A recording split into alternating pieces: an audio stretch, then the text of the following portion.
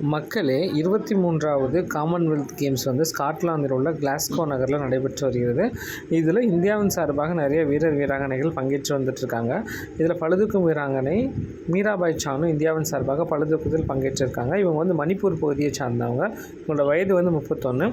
இவங்க பளுதூக்கத்தில் ஸ்நாட்ச் பிரிவில் 85 கிலோ வந்து தூக்கி சாதனை பண்ணியிருக்காங்க. அது மட்டும் இல்லாமல் அதுக்கு அடுத்ததான க்ளீன் அண்ட் ஜெர்க் டைப்பில் வந்து பார்த்திங்கன்னா 105 கேஜி தூக்கி சாதனை பண்ணியிருக்காங்க. டோட்டலாக 190 கேஜி வெயிட்ஸ் வந்து 48 கேஜி அவங்களோட வெயிட் பிரிவில் அவங்க தூக்கி கோல்டு பதக்கத்தை வின் பண்ணியிருக்காங்க.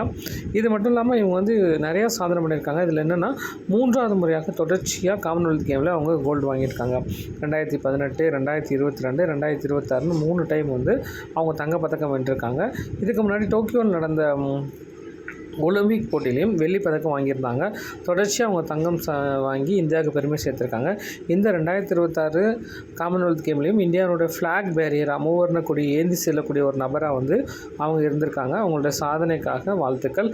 அவங்க வந்து நேஷ்னல் அந்தம் போடும்போது ரொம்ப ஒரு ஹாப்பியாகவும் அந்த மகிழ்ச்சி கண்ணீரை வந்து வடிச்சிருந்தாங்க. காமன்வெல்த் போட்டியில் இதனால் நம்ம பதக்கப்பட்டியிலையும் கொஞ்சம் முன்னேறி இருக்கோம். இன்னும் தொடர்ச்சியாக அடுத்தடுத்த கேமில் நம்ம இந்தியன்ஸ் பிளேயர்ஸ் வந்து வின் பண்ணணும்னு நம்ம வாழ்த்துவோம். இந்த வீடியோ உங்களுக்கு பிடிச்சிருந்தா கீழே கமெண்ட் பண்ணுங்கள்.